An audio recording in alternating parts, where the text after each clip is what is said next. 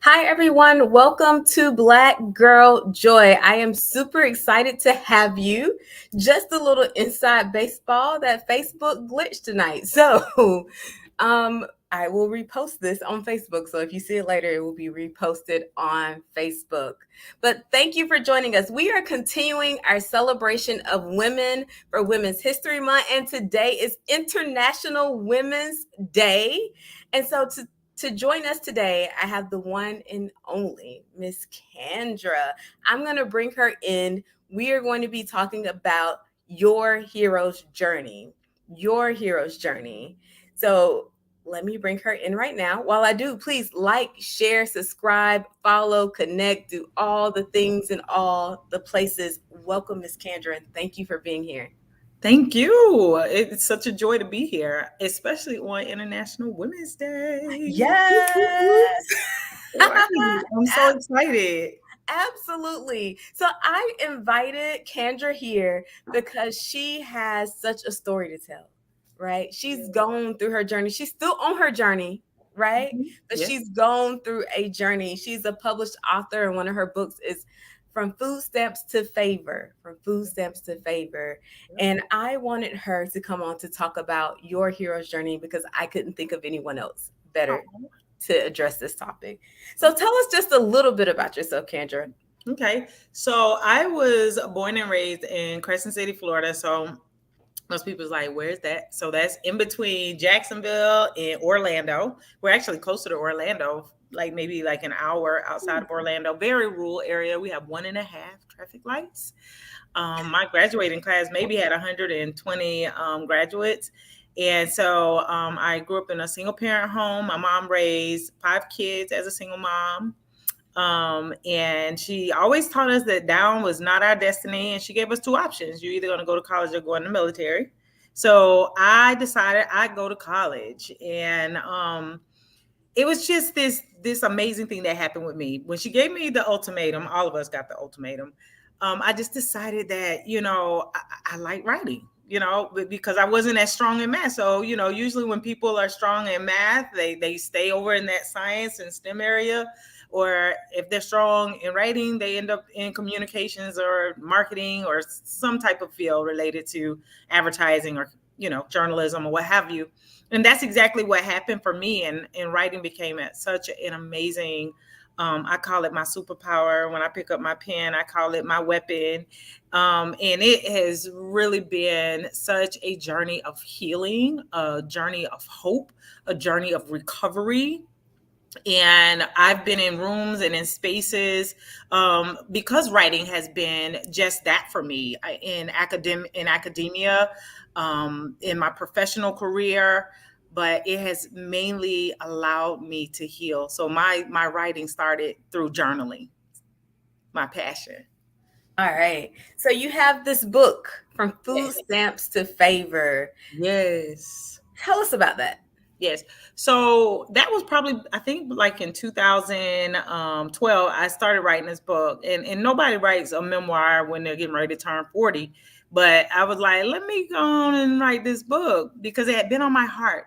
And it was really filled with so many life lessons and things that I learned from working in corporate America, things that I learned from my mom, being a single mom, raising us, God fearing, and just her tenacity and all these life lessons of loving yourself and loving your neighbor and serving people.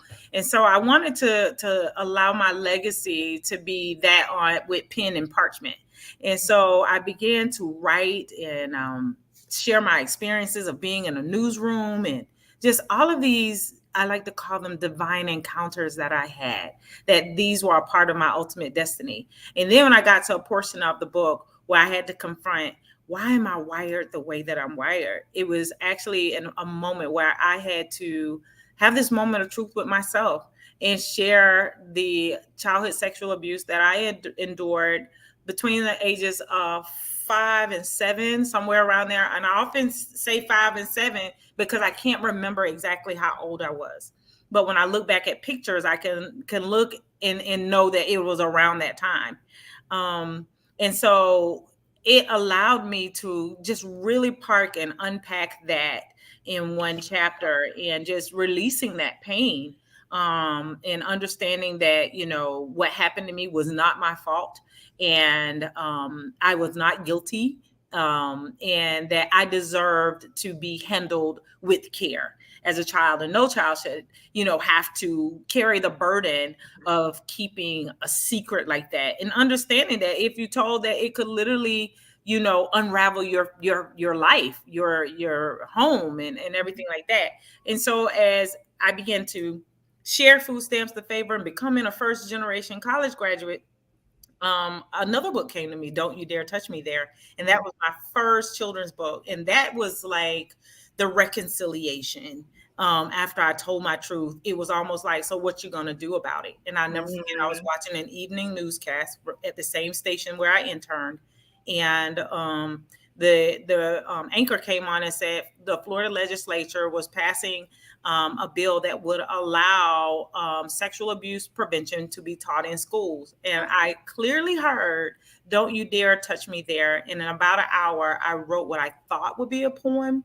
And the next day, I saw a post where someone said, if you're writing a children's book, let me know. And at that moment, I heard like, oh, it's going to be a children's book. Because I was really like going to share that family reunions, maybe with Uh-huh. church or something.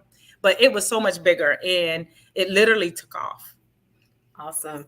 So the reason I hope you're starting to understand why I invited Kandra here is because we all have a hero's journey and we're all telling ourselves a story about our lives, right? So she wrote Mhm. her story, you wrote your story, Yes. from food stamps to favor, but all of us have these struggles of where we start, and then we have to move through those to get to where we are ultimately supposed to be. And so, if Yes. you're not familiar with the hero's journey, it's actually a literary concept, I guess, or structure of book writings that you've probably read Mhm. before, like anything dealing with Hercules, or if Yes. you watch Marvel, like I do every Mhm. time it comes out, right? So you have this call, right? How many of us have heard the call? If you're watching today and you've heard a calling, and what a Mhm. calling is that little nagging voice that says, I'm supposed to be doing this. I'm Yes. supposed to be doing it. Doesn't stop. I'm supposed to be Mhm. doing this. And then you try to ignore it. You ignore Mhm. it, you ignore it. Some of us still ignoring it, right? Yes. So Yes. that's kind of the first part of it, is that calling.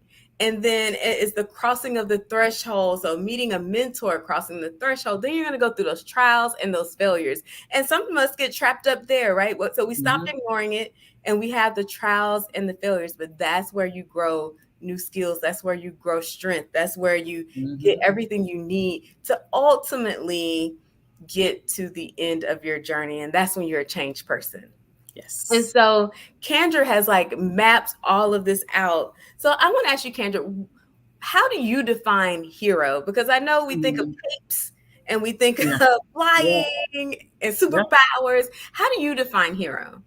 S- So I typically would have on a cape because, with my nonprofit organization, Kids and Capes, I wear a cape. Mm-hmm. But I think as I've gotten older, I define hero as how we choose to save ourselves first, because you can't save anyone else until you first save you.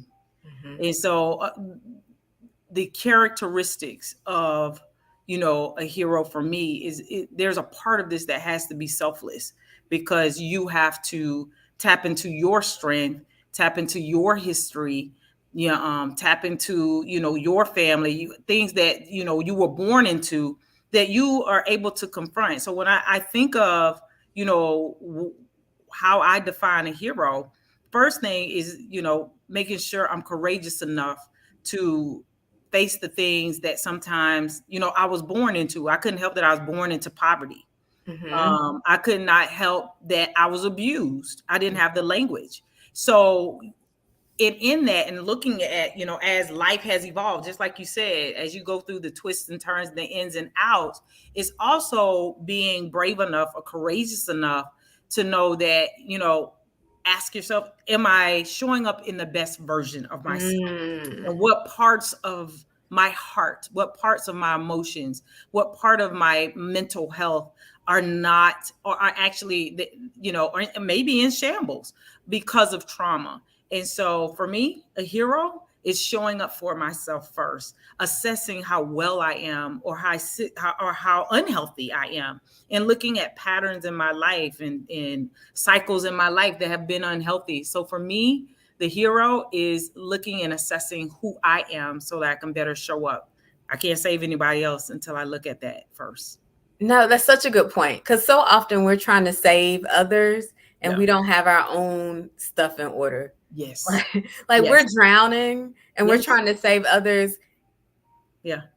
What do you do with that? Yeah. What do you do? Because you can't put forth your best effort as you're trying to save everyone else Mhm. because you're also drowning. Yeah, that's like codependency. Mm. It's such a great distraction. Some of us Mhm. can only function if we're saving somebody else, and it's like we're sacrificing who we are. And I feel that's equally toxic, because Mhm. sometimes we have to get to a place where we can sit with ourselves and sit with our issues and really assess who we are and how we're showing up as moms, how we're showing up, as daughters and Mhm. parents and professionals, and making sure that we're well and we're healthy, to give ourselves, to invest in ourselves, to make sure that we are like our best version of who we are, no matter where we are, like if we're showing up in church or if we're showing up at work, that we have not sacrificed ourselves, but we are willing to sacrifice the time that we need and the effort we need to be well.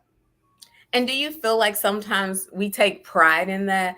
Like, yeah, I was struggling. I couldn't barely make it, but I took care of this person, this person, this person. It's Mhm. almost filling a hole. Mhm.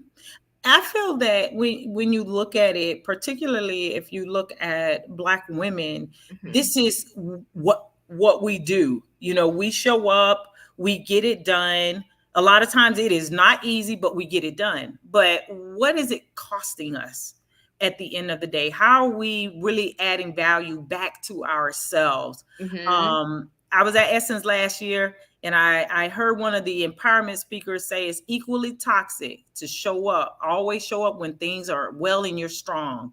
And so we have to rethink the way that we show up. It's okay, and build a community where we can actually be vulnerable enough to say, you know what? I'm not doing that today. I'm going to do things differently. And it's okay. I like that. So, along that same line, we can almost make ourselves the victims or Mhm. villains. So, I'm not saying, believe me, I know we have all been victimized by something, right? But we don't have to Yes. be victims Right. for the rest of our lives, Mm, or we become the villain because we become so resentful for everything we're doing, trying to play hero, mm, right? Rather mm-hmm. than recognizing where our power is actually most impactful. What do you think about that?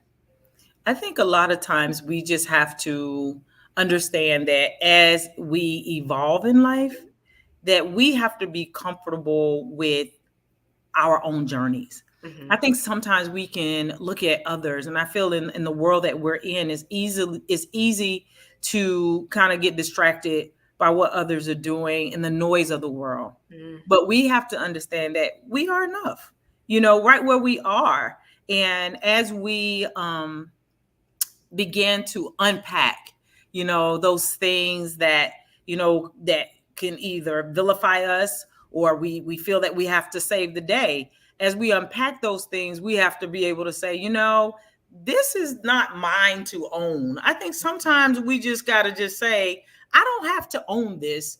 I really am not, just because it may have run in my family and this is the way we've already always done it. Hmm. It's not a matter of vilifying an individual or being the hero in it, but just assessing it for what it is.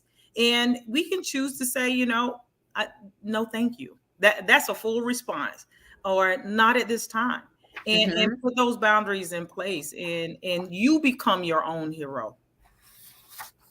So, on top of that, how do we move? So, how would you suggest someone move if they're feeling like a victim, if they're feeling Mhm. like a villain, if they're just feeling not Mhm. useful, unfulfilled, any of those feelings? How do you suggest they move from that feeling to recognizing how they can be a hero in their own lives and others? Yeah.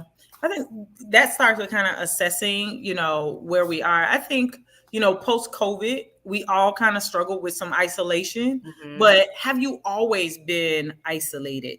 Um, God didn't intend for us to be alone. There are women out there, and there are relationships and mentors, and we have to almost be vulnerable enough to ask. I think about, the first time I got a job with the newspaper, and I just shared this the other day.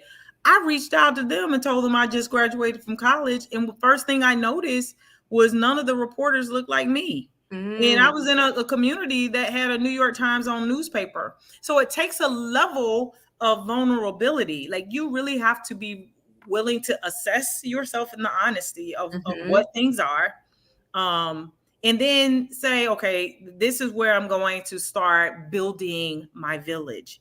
And there are people, you're going to have backdoor friends and front door friends, right?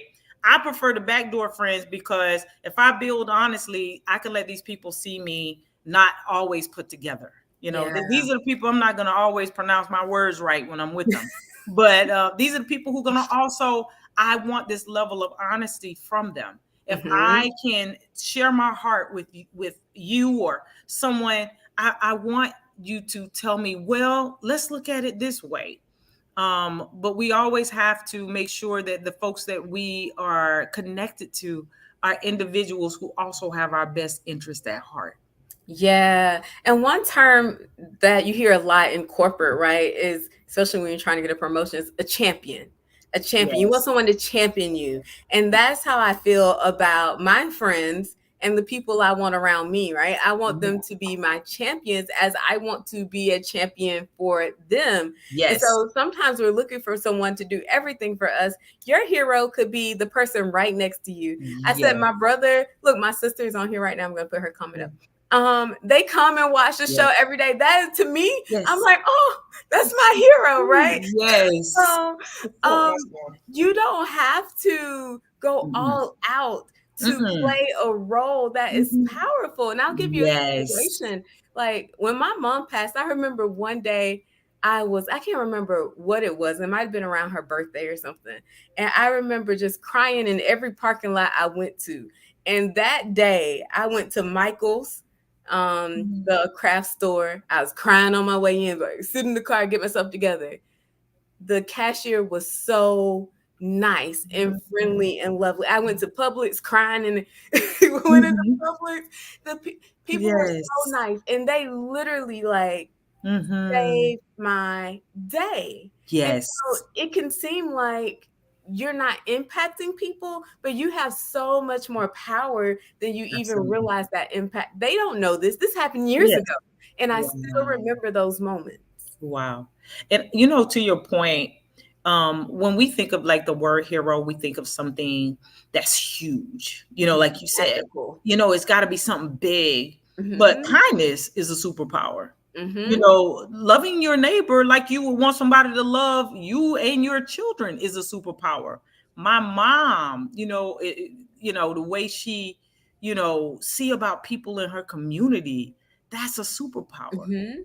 And it doesn't have to come with lights and a mic for it to be special to someone. Yeah. And so tapping into whatever that superpower is, whether it's serving, a hot plate to somebody, and my mom did a whole lot of that with homeless people. Mhm. And however, whatever our hands find to do, as long as we're making impact, I feel that is our superpower. Yeah, and I find in my coaching practice, I ask, okay, what are your strengths, right? What are you good at? And people instantly say, oh, that's hard. I Mm-hmm. don't know.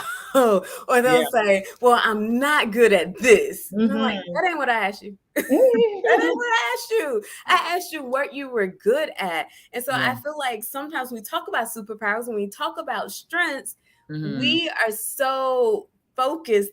They said on, I think on the phone, right? You had the emojis. And I think Mm-hmm. at one point, I don't know if it's still true, there were more negative emojis than Wow. there were positive feeling emojis, like the faces. Mhm. Yeah.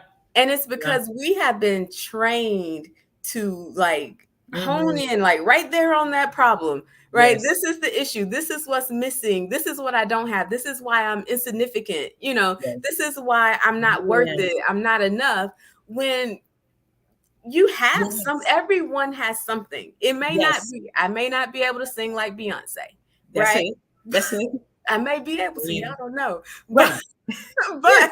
but but everybody has the ability to Right. do something very well, to be great Mhm. in some way. Oh, absolutely. Absolutely. And you know what? And I think about how I enjoy writing and how my Mhm. friends at that time, like, what you gonna do with a degree in communications? And now I'm looking like open a publishing agency, help authors become Amazon bestsellers, offer consulting, write speeches. And so when you say everybody has something, it's true. It's whether we've tapped into it, and have Mhm. folks around us, champions that help us to realize the value that we bring, Mhm. to our families and our communities, wherever we're doing service work, is the value we bring. Just showing up, there's some value in that. And Yeah. so just being able to tap in that, it doesn't have to, you don't have to be on a stage and have an audience. Just do the work and that'll come. And Yeah. sometimes even then you don't want that. It's just that's what happened with me. But it'll come because it's inside of us. We all have it. And you hit on something that made me think when you said, people said, what are you going to do with this degree? Your calling wasn't for everybody else. Mm-mm. It wasn't for Mm-mm. everybody else. It was for you, That's right? And it. so while others are questioning, well, why you don't do this? Why you don't do that? Yeah. Da-da-da. And sometimes they're doing it out of love. So I'm not one to say just be like, they hate Yeah. us. Sometimes they're doing it out of love, Yeah. but you really have to understand, like, okay, well, this was meant for me, and I just got Yes. to move forward with what I know. Yeah. And I don't know if I told you this, but when I was I think I was in fifth grade, Mm-hmm. and I didn't quite know my 12 timetables. I wasn't responding quickly. So, in an act of humiliation, my fifth grade teacher sent me to her husband's fourth grade class to learn my 12 timetables. And so through that, I remember the shaming. It was an attempt to shame me. Mm-hmm. I just did not like math anymore. So I immediately clung on to like reading and spellings. I became very Mm-hmm. strong in spelling and English and writing. That became like a superpower for me. Mm-hmm. And so when my friends begin to question, what are you going to do with X, Y, and Z? I was like, it don't matter because I love what I'm doing. And that's exactly what happened. Doors literally began to just fling open Do you because I found feel my passion. Do you feel like when she did that, that you may have internalized, like, I'm not good at math, so I'm just going to accept that? I did. And then you started hearing things like people will say, "So which subject are you good at?" And Mm-hmm. like you couldn't be good in more than one. Like why it had to be math or English. So when I Mm-hmm. looked at it, I was like, okay, this is gonna be for me. And you know what? It just happened to work out that way. Mm. Because if you wanted to shame me about not knowing my all of my 12s to do long division, so be it. So here I am now in love with my passion and my purpose that I have with advertising, marketing, social media management, content creation. Mm-hmm. I wouldn't trade it. Awesome. Let's look at some of the comments. Russell, that's my brother. Every day Right. I compliment passersby and say, have a great day. Yeah, because you never Yes. know. That person could be having the worst day ever. And Listen, you say that and they're like, oh, thank you. Right? the hello is the superpower. Being patient with people is, Yes. oh, let me tell you, being patient is a superpower because I Yes. don't know about that one. Yes. Look, for myself, I don't think I have a lot of I patience. love that. Oh, that is You are good. And then the my uplift. calling is to uplift. Yes. Yes. And Yes. everyone can be called to uplift, right? Absolutely. Everyone can be Yes. called to uplift. As an encourager. So when we talk about you internalizing that, that's why it's so important for Mhm. us to tell our most powerful stories. Because Yes. often we're walking around and we're telling our victim story, we're repeating our villain story, we're repeating Yes. our not good enough story versus Hmm. telling ourselves our most powerful story. And so Yes. it's a matter of reframing, That's right? it. That's It's a exactly right. matter of reframing. So looking at that bad situation and moving past it, right? So I'm gonna say you have the bad situation, then move right past it, and Yes. then there go your most powerful story because you made it. Absolutely. That's it. That's it. Because truth is, if I would have stopped living my life and just wallowed in being an abused child, um, you don't heal. And I have the rest. That was 7. Now I'm 40 something. Yeah. If I would have stopped living there, imagine how my life would be. And so, these situations when they happen like that, you not only do you have to move forward, but Mhm. it's vital so that somebody else can be uplifted. So Yeah. somebody else will know that they can make it. And Mhm. sometimes our darkest stories, most ugliest stories, become the hope that the other person needs, the Yeah. uplift that they need to be the proof that it is possible. How many of us are still living when we were 7, 8, 9? Listen, Look, don't unpack it. unpack it, Yeah. because I know this personal testimony. Mm. I used to be very like I could hold a grudge, right? It's someone's been holding grudges for 20, 30, 40 years. Yeah. Yeah. You Like gotta we're let gonna that lose some, like we're gonna lose some if we let it go. let it go. That 40-year-old grudge, you gotta let it go. You gotta Yeah. let it go. And the way you let it go is recognizing that whoever did you wrong, Come it on. ain't nothing you're gonna be able to do now to change them. So Nothing. it's just nothing. And you know that you did the best you could at that Yeah. time. You That's it. can't change them. And you Mm-mm. set boundaries for people, right? That's Set it. boundaries. Yeah. I won't accept this behavior anymore. I learned Absolutely. this from this action. I won't have these people around Hmm. me. But Yes. you gotta move past it because at the end of the day, it's probably hurting you more than it's hurting them. It is. And when you say set those boundaries, one thing that I feel, being a survivor, a conqueror of childhood sexual abuse, you if you don't heal, because what happened with me, I ended up being a victim of child sexual abuse, and then I married into domestic violence the first time. Mm-hmm. So it continues until you heal. There will be these cycles that you'll continue to repeat, and it will be adverse things that will continue to happen until you reconcile in that place that you are not going to park and unpack and stay there. The purpose is to park, unpack, heal, so that you can move forward. Put it in dry so you can move And let forward. me tell you, it worked just like inheritance, right? Mhm. So a lot of That's right. times it will pass right on to the next generation That's because right. we don't heal and we've been taught not to talk about and address stuff. You keep it Yes. private. It Mhm. is I used to watch Yola. I don't know if you've ever watched Yola. And Yes. she would have parent. She would have a parent and a child on, Mm-hmm. and they would not have known each other's story. And that daughter, I remember one specific was a Yeah. daughter who was abused. And she Yes. said, I I was remember it. abused at this age. And her mom said, wait, I was abused at that Yeah. same age. Yep. Mm-hmm. So we got to start unpacking it. We got to start Yes. talking about it, Mm-hmm. even though it's uncomfortable. Because That's it. that's where real healing happens, right? When we can be Yes. open about it, Mm-hmm. that's when it's healed. Yes. And as you're talking about those things that are uncomfortable, you're really setting a new standard. You're really setting new core values in your family, like personal core values. Like as a victim of childhood sexual abuse and now a conqueror, there's just certain things, like you said, I just won't tolerate.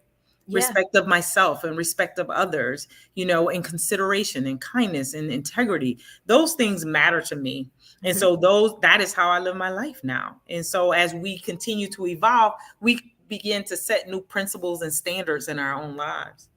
That is awesome. This has been an amazing conversation. Before we end, I want you to tell us about, in honor of Women's History Month, what woman has greatly impacted your life and where you are today? I have to say, my mom and my grandmother, those two women are just, when you look back at their strength and their courage, and for a period, I was a single mom and my mom did it with five. And I'm like, man, I'm two, listen. And we always had something to eat. We always had lights and we always honored God. And so for that, I'm just so grateful. And they all had high standards of us to Mhm. graduate high school and go on and do great things in life. So I honor my mom, I honor my grandmother, and of course, tonight I have to honor you for Thank doing you. it. Thank you. Thank you. All right, Um, last comment of the night. My goal is to advocate for those who can't do it for themselves. yes, I Yes, love that is it. awesome. And of Hmm. course, Darlene and Glad. Yes, Darlene and Glad. My Yes, mama and my grandmama. Oh yes, Lord, and my bonus grandmama. With yes, pot, let me tell you, if they didn't teach me nothing else, it was how to be strong. It's probably a problem for everybody else. Be yes. strong It's willed. true. Oh, Jesus, Yes, those are strong willed women. All right, yes, I invite everyone I'm putting Kandra's website, and then Kandra, tell us about your services. yes. So with Kids in Capes, I help which is a nonprofit, sustainable nonprofit organization that is designed to help prevent and raise awareness of childhood sexual abuse, bullying, and illegal drug use in children early on. You can find the website there, also on social media, but Kids in Capes, incinc.org is the website. I also am the co-CEO of More Than Expected Publishing, which is mtepublishing.org is our website there. We actually help clients write their books and actually publish them at industry standard and with worldwide distribution. Many of our authors are Amazon bestsellers, and we love what we do. So the services we offer there are ghostwriting as well as writing coaching. And what else do I have on there? And KandraAlbury.org is my kind of general open to the public website. You can find more information about me there. I'm available for speaking engagements, empowerment for kids, whatever it is that you need, I can kind of serve. I'm here. That is my superpower. So thank you. Awesome. Well, thank you so much for being here. Next week, we're going to come back with it's going to be a fun topic.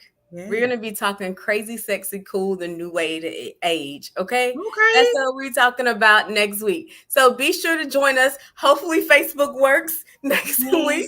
Yes. So, yeah, thank you so much. And you guys, we will see you next time. Awesome. Bye. Good night.